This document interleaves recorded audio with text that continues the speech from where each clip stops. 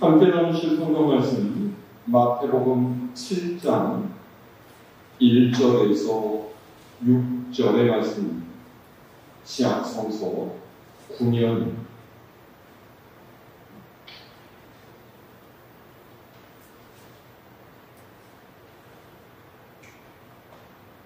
마태복음 7장 1절로 6절까지 제가 여러분이 한 절을 한 절씩 읽습니다. 비판을 받지 아니하려거든 비판하지 말라. 너희가 비판하는 그 비판으로 너희가 비판을 받을 것이요 너희가 피하려는 그 피하려고 너희가 사형을 받을 것이다. 어찌하여 형제의 눈 속에 있는 티는 보고 네 눈 속에 있는 들보는 깨닫지 못하느냐. 보라, 내 눈 속에 들보가 있는데 어찌하여 형제에게 말하기를 나도 내 눈 속에 있는 티를 빼게 하라 하느냐. 외식하는 자여, 먼저 네 눈 속에서 들보를 빼어라. 그 후에야 밝히 보고 형제의 눈 속에서 티를 빼리라. 거룩한 것을 그에게 주지 말며 너희 주님을 그 가까이 두지 말라. 그들이 그것을 발견하고 돌이켜 너희를 그저 상하게 할까 염려하라. 아멘. 할렐루야.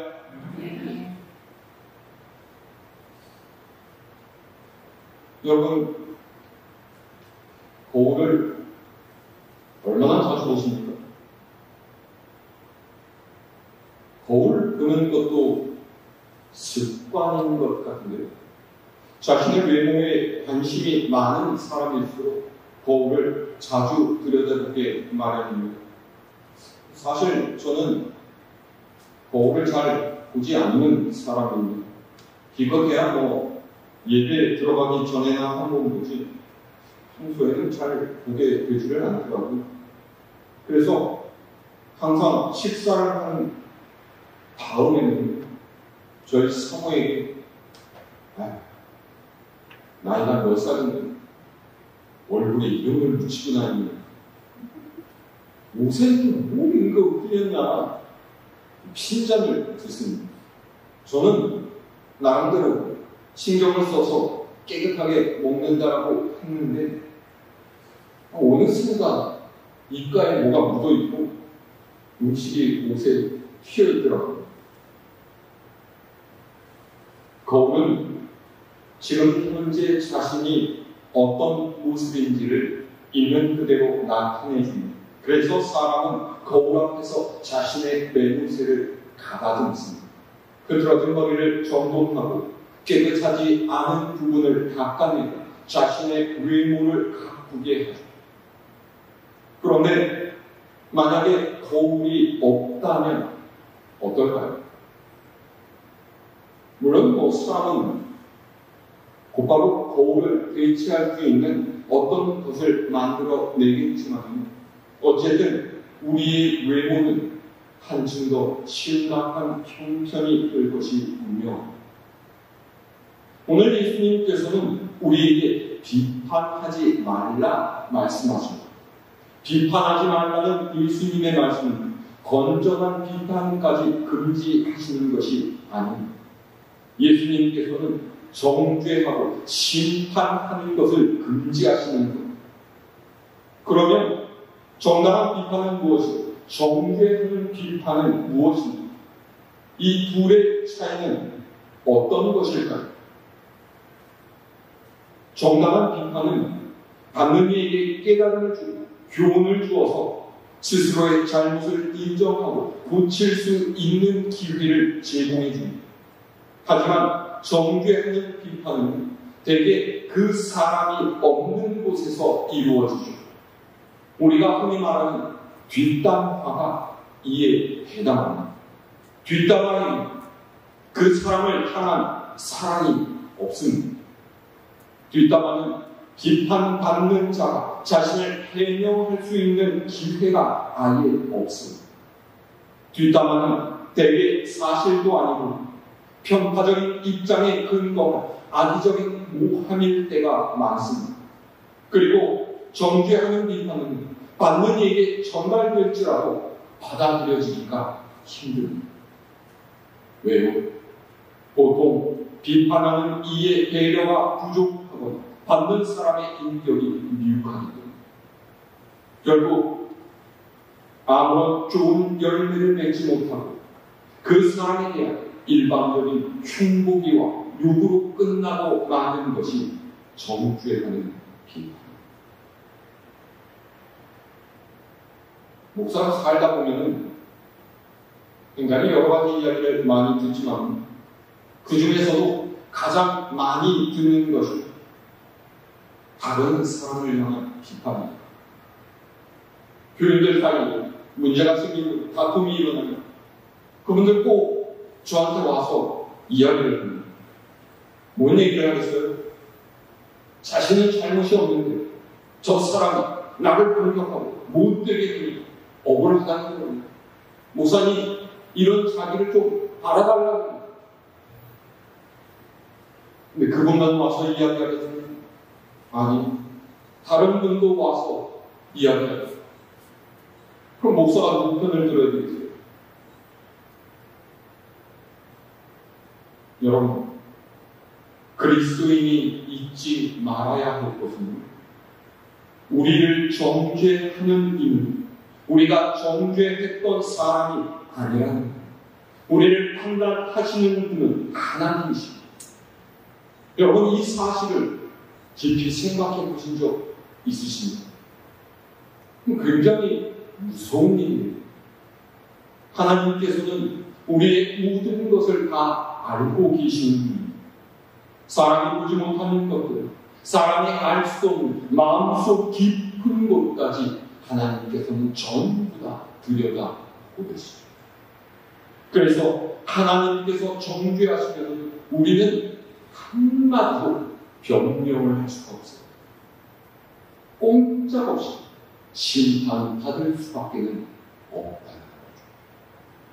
그리고 이 하나님의 심판이 무서운 것은 우리가 남을 비판하고 정죄했던 그 기준으로 이루어진다라는 것. 남을 정죄하는 우리의 기준이 어떤 것입니까? 사람은 보통 자신에게는 관대하고 남에게는 가혹하기만 합니다.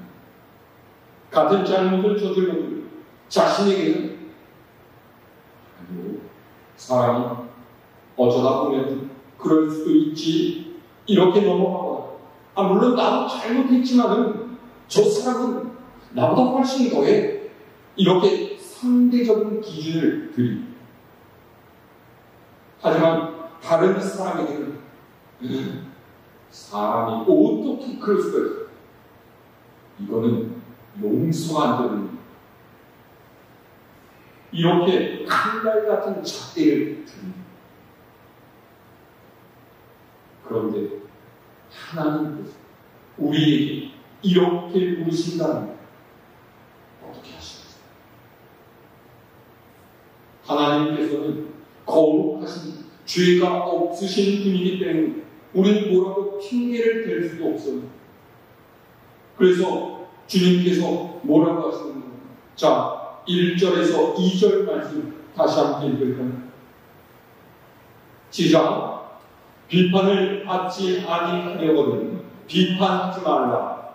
너희가 비판하는 그 비판으로 너희가 비판을 받을 것이요 너희가 헤아리는 그 헤아림으로 너희가 헤아림을 받을 것이니라. 아멘. 이 말씀 잘 보세요. 바꿔 말하면 우리가 남을 정죄하지 않으면 우리도 정죄받지 않을 수 있다라는 말입니다.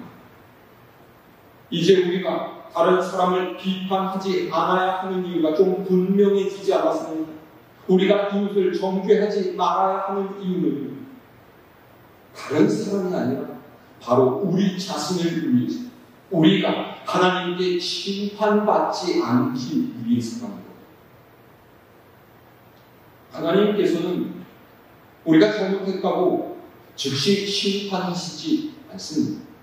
그런데 내가 이웃을 심판하면 그때 하나님께서는 우리 그러면 너는 어떠냐? 심판의 칼을 드신다.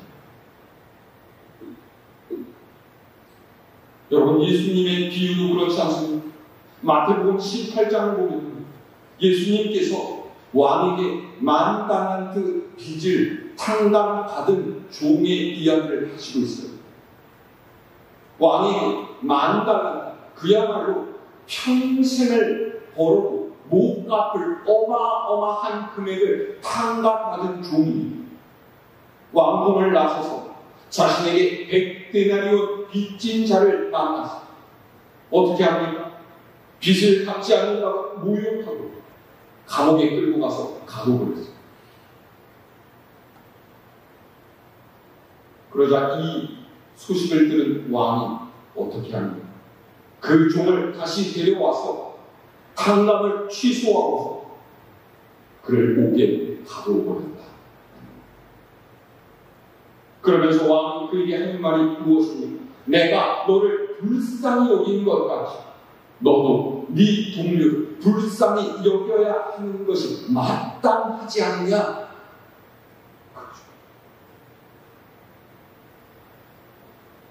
우리는 하나님께 모든 죄를 용서받았습니다.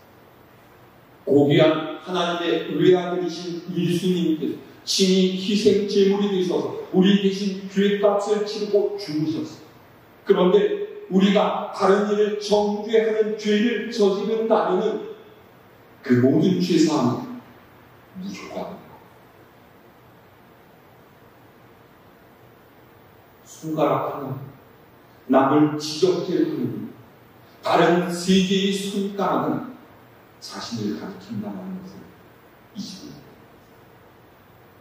예수님께서 우리를 위해 흘리신 피를 헛되이 하지 말고 받은 은혜에 합당한 자로 살아가는 우리 모두가 될 수 있기를 소망합니다. 두 번째로 우리가 이웃을 비판하지 말아야 하는 이유는 사실은 우리가 비판받는 이들보다 훨씬 더한 이들이기 때문입니다. 자, 우리 3절에서 5절 말씀 읽을까요? 시작. 어찌하여 형제의 눈 속에 있는 티는 보고 네 눈 속에 있는 들보는 깨닫지 못하느냐? 보라, 네 눈 속에 들보가 있는데 어찌하여 형제에게 말하기를 나로 네 눈 속에 있는 티를 빼게 하라 하겠느냐? 외식하는 자여, 먼저 네 눈 속에서 들보를 빼어가 그 후에야 밝히 보고 형제의 눈 속에서 티를 빼게나. 아멘. 너의 눈에 들보가 박혀 있는데 어찌 남의 눈에 티끌이 있다고 흉을 볼 수 있겠느냐라고 왔어요. 여기서 들보란 집을 바치는 그 대들보를 뜻합니다. 옥시에서는 그 크고 엄청난 들보가 눈에 박힐 수나 있겠습니까? 만약 박힌다면 보지 못하는 정도가 아니라 생명이 위험한 수준까지 가지 않겠어요? 한마디로 이 말씀은 우리에게 남을 비판할 만한 자격이 없다라는 거예요. 눈에 있는 티끌은 허물을 뜻합니다. 죄와 허물은요, 비슷하지만 분명히 차이가 있어요. 죄는 하나님의 뜻, 하나님의 말씀을 거역하는 것이죠. 예를 들어서 거짓말을 하거나 또 다른 일을 미워하는 것은 죄입니다. 그런데 사람이 좀 덜렁맨다거나 입이 싸다라고 해서 그것이 죄는 아니잖아요. 그런 것을 허물이라고 하죠. 죄악은 아니지만 덕이 되지 않고 거리낌이 될 만한 것들.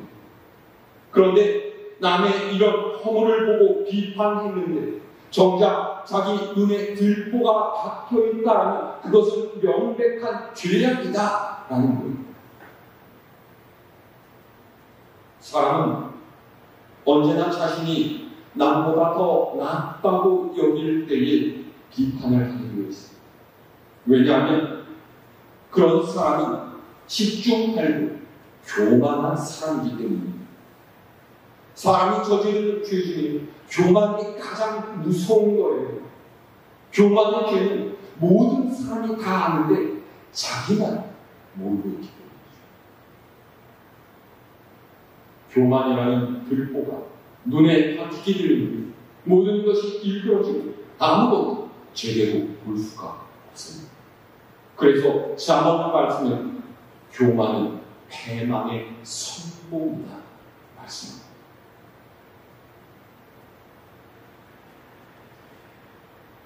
언제나 남의 흉을 보면서 이웃에게 혼담하기를 즐기는 한 여자가 있었습니다. 이 여자는 보는 사람마다 단점을 찾아내고 그것으로 헐뜯기 때문에 주변에 친구가 생기지를 않았어요. 어느 날 그녀의 집에 친정 어머니가 찾아왔습니다. 그리고 이 여자는 창가에 앉아서 곧바로 이 어머니에게 이웃에 대해서 흉을 보기 시작했어요.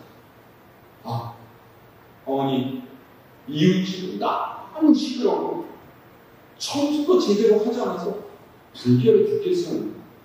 저기 옆집 빨랫줄에 널리 옷가지가 있어요. 얼떨룩하니 세탁도 엉터리로 했는데. 그러자 이야기를 듣고 있던 어머니가 이렇게 얘기를 했어요. 얘야, 좀 자세히 봐라. 이웃집 빨래가 더러운 게 아니라 너희 집 유리창이 더러운 거야.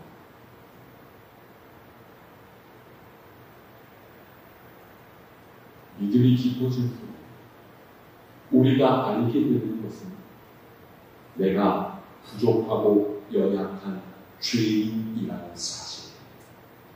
예수님께서는 형제에게 화를 내는 이는 심판을 받게 되고 바보라 하는 사람은 공회에 잡혀가게 되고 미련한 자라고 하면 지옥불에 들어가게 될 것이다 하셨어요. 얼마나 무서운 말씀입니다. 그러면 우리 중에 누가 죄인이 아닐 수가 있겠습니까? 우리가 죄인이라면 누굴 비판할 수가 있겠습니까? 사형수가 누구를 재판할 수가 있겠어? 그런데 교만의 들보가 눈에 박힌 사람은 이 진실을 보지 못한다라는 거예요. 자신을 제대로 볼 수 있어야만 회개할 수 있는데 자기 자신을 제대로 보지 못하는 사람은 자기만 아는 남의 입장은 전혀 헤아리지 않습니다. 왜요? 다른 사람 보기 바빠서 자기 자신은 돌아보지 않는 거예요. 그래서 계속 남 탓만 하고 저 사람이 저러는데 내가 어떻게 합니까? 이런 투명만 늘어놓는 거죠. 누가복음 7장을 보세요. 바리새인과 율법 교사들이 세례 요한이 떡도 먹지 않고 포도주도 마시지 않으니까 저 사람 귀신이 들렸다 그렇게 얘기합니다. 그런데 예수님께서 오셔서 먹고 마시니까 이번에는 포도주를 즐기는 술꾼이라고 비난합니다. 무슨 얘기입니까? 비판하는 것도 삶의 습관, 버릇이다. 비난하는 일은 이래도 저래도 안 좋은 소리만 합니다. 그러니 우리는 자신을 먼저 돌아볼 수 있어요. 스스로의 민낯을 부끄러워할 수 있어요. 비판하는 버릇을 버리고 칭찬, 높여주는 습관을 가져요. 그것이 내 인생의 사랑과 평화를 이루어가는 길입니다. 자, 그러면 내 눈에서 들보를 뽑아내는, 그러면 그때는 비판을 해도 되겠습니까? 우리가 비판하지 말아야 할 세 번째 이유는 우리의 눈에서 들보가 빠질지라도 우리는 제대로 볼 수가 없다는 것. 사람의 눈으로 볼 수 있는 것보다 보지 못하는 것이 훨씬 더 많습니다. 우리의 귀로 들을 수 있는 것보다 듣지 못하는 것이 더 많아요. 우리 입도 마찬가지입니다. 표현할 수 있는 것보다 말로 표현할 수 없는 것이 훨씬 더 많습니다. 한 대학교의 졸업식장에서 학생들이 줄을 서서 앞으로 나가서 총장에게 졸업장을 받고 있었습니다. 그런데 순서가 진행되는 것을 보던 한 축하객이 이상한 장면을 보게 됐어요. 어떤 학생이 오른손을 주머니에 찔러 넣은 채로 왼손으로 총장에게 가서 졸업장을 받고 가는 거예요. 그래서 이 사람이 중얼거려서 이야 참 세상 말씀이구나. 아니 한 손은 주머니에 찔러 넣고서 한 손으로 졸업장을 받다니 기본적인 예절도 못 배워 저런 사람이 대학교를 졸업한다니 말도 안 되는 일이에요. 그런데 옆에 앉아있던 사람은 이 사람의 말을 듣고서 조용하게 와서 이야기했어요. 사실은 그런 게 아닙니다. 저 사람은 오른손을 잃고서도 의술을 단 채로 상위과 열심히 공부해서 졸업을 했어요. 한 손으로 졸업장을 받은 것은 그런 이유가 있는 거죠. 보이는 대로 비난했던 이 사람 얼마나 부끄러웠겠어요. 우리는 나름대로 안다고 생각하고 보았다고 생각해서 말하지만 사실은 그렇지 않을 때가 훨씬 더 많습니다.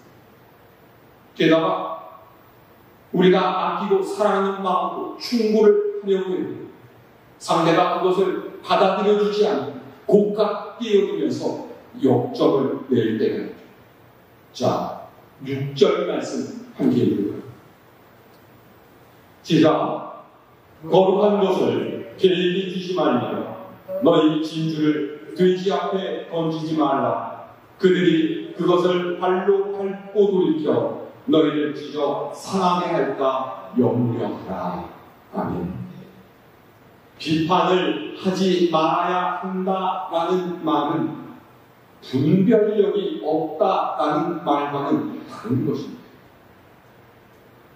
그리스도인은 70번씩 7번이라도 용서해야 되는 사람입니다. 하지만 그것이 악과 타협하고 변질되어도 괜찮다는 말은 아닙니다. 판단과 대화를 중지하라는 말씀은 무분별하라는 말은 아니라는 거예요.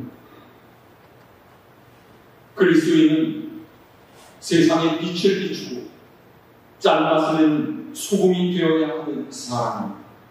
그런데 그런 사람이 어떤 것이 어둠이 어떤 것이 빛인지 어떤 것이 옳고 어떤 것이 그른지를 분별할 수 있는 능력이 없다면 그거야말로 문제가 아니겠습니까? 더 심각한 것은 비판하지 말라는 말을 이렇게 오해하는 좋은 게 좋은 거지. 아이고 내가 말한다고 해서 뭐가 달라져? 그래서 진리가 없어지는 거예요. 그저 세상 흘러가는데 적당히 잘 지내면 그만이다라는 거죠. 하지만 이것은 주님께서 원하시는 것이 아닙니다. 특별히 복음을 전하는 데 있어서 분별력이 없는 것에 대해서 예수님께서는 굉장히 엄중하게 말씀하십니다. 거룩한 것을 개에게 주지 말고 진주를 돼지 앞에 던지지 말라는 말씀 무슨 뜻입니까? 영적인 진리에 무감각한 사람, 세상의 것에 빠져서 더 귀중한 것이 무엇인지 아예 관심도 없는 일, 자신의 이익만을 생각하면서 복음의 진리에 대해서 악의적인 반응을 보이는 사람들에게 분별력을 가지고 행동해야 한다. 보세요. 알코올 중독인 사람이 술을 끊고서 새 삶을 살아야 된다. 아무리 말해봤자 소용이 없습니다. 가족을 생각하라고, 인생을 소중히 여겨야 된다. 아무리 절절하게 이야기해봤자 이 사람이 삶을 바꾸는 것은 지극히 힘들어요. 어떻게 해야 됩니까? 그런 사람은 치료를 받게 해야 돼요. 말로 해석할 수 있는 일이 아니라는 것이죠. 그것이 바른 판단이다. 사람이 다른 일을 판단하지 않고 또 헤아리지 않고 살아가기는 정말로 어려운 일입니다. 더구나 언제나 분별력을 가지고 바르게 판단하는 것 또한 쉽지가 않습니다. 결국 이 모든 것은 우리의 삶을 인도하시는 성령 하나님의 도우심을 구할 수밖에 없는 일입니다. 그래서 이 뒤에 예수님께서는 너희는 모두 한계적인 사람이다. 그러니 하나님께 이렇게 도우심을 구해라. 기도에 대해서 말씀하고 계십니다.